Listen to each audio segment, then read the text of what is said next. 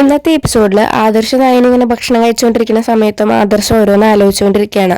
അപ്പം നയന പറയും, ഭക്ഷണം കഴിക്കുമ്പോഴെങ്കിലും അതൊക്കെ ഒന്ന് വിട്ടൂടെ, എന്താ കാര്യം എന്ന് ആരോടും പറയുന്നില്ല, പക്ഷെ ഭക്ഷണം കഴിക്കാതിരിക്കരുത്, ഭക്ഷണം കഴിച്ചില്ലെങ്കിൽ എന്തെങ്കിലും അസുഖം വന്നു പോകും, രാവിലെയും ഭക്ഷണം കഴിച്ചിട്ടില്ല, അമ്മ ഇതൊക്കെ കഷ്ടപ്പെട്ടുണ്ടാക്കുന്നത് നമുക്കൊക്കെ വേണ്ടിയിട്ടല്ലേ എന്നൊക്കെ അങ്ങനെ പറയട്ടോ.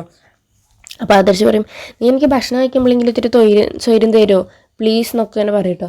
ഞാൻ അതിന് സ്വൈര്യം കെടുത്തേണ്ടതല്ലോ, ആദർശൻ്റെ മനസ്സിൽ എന്താണെന്ന് അറിയാൻ വേണ്ടിയിട്ടല്ലേ ഞാൻ ഇതാക്കണേ എന്നൊക്കെ പറയട്ടോ.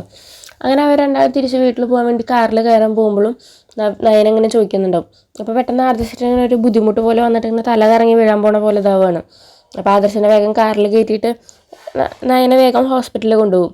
അപ്പോൾ ഡോക്ടർ നോക്കിയിട്ട് പറയും, BP കൂടിയതാണ്, ഈ വേഗം എത്തിച്ചതുകൊണ്ട് കുഴപ്പമില്ല, അല്ലെങ്കിൽ ചിലപ്പോൾ സ്ട്രോക്കോ അങ്ങനെ എന്തെങ്കിലുമൊക്കെ ആയിട്ട് മാറും, എന്തെങ്കിലും പ്രശ്നമുണ്ടോ എന്നൊക്കെ ചോദിക്കുമ്പോൾ അപ്പോൾ നയന പറയും, ആദർശന് എന്തോ ടെൻഷനുണ്ട്, പക്ഷെ അത് ആരോടും പറയുന്നില്ല പറയും. ആദർശൻ, നിനക്ക് ഇത്രയും വിവരം എന്തൊക്കെ ഉള്ളതല്ലേ, നീ അങ്ങനെ ചെയ്യരുത്, വേഗം എത്രയും പെട്ടെന്ന് എന്താ പ്രശ്നം വെച്ചാൽ അത് സോൾവ് ചെയ്യാൻ നോക്കുക, അല്ലെങ്കിൽ അത് വലിയ പ്രശ്നത്തിലേക്ക് പോകും എന്നൊക്കെ അങ്ങനെ പറയട്ടോ.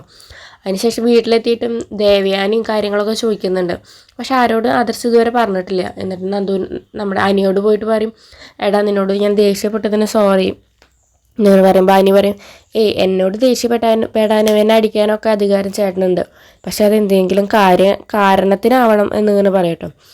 അപ്പോൾ ആദർശ് പറയും, എൻ്റെ മനസ്സിൽ ഭയങ്കര വിഷമങ്ങളുണ്ട്, അത് എനിക്ക് തന്നെ കൺട്രോൾ ചെയ്യാൻ പറ്റുന്നില്ല, അപ്പോൾ അത് എത്രയും പെട്ടെന്ന് ഞാൻ തീർക്കും, പക്ഷെ എനിക്കത് നിങ്ങളോടൊക്കെ പറയണമെന്നുണ്ട്, പക്ഷെ അത് നിങ്ങളോട് പറയാനും എന്നെ കൊണ്ട് പറ്റുന്നില്ല, പക്ഷെ എത്രയും പെട്ടെന്ന് തന്നെ ഞാൻ ഈ ഭാരങ്ങളൊക്കെ എൻ്റെ മനസ്സിൽ നിന്ന് ഇറക്കി വയ്ക്കും എന്നൊക്കെ പറയട്ടോ. അതൊക്കെയാണ് ഇന്നത്തെ ഒരു എപ്പിസോഡ്.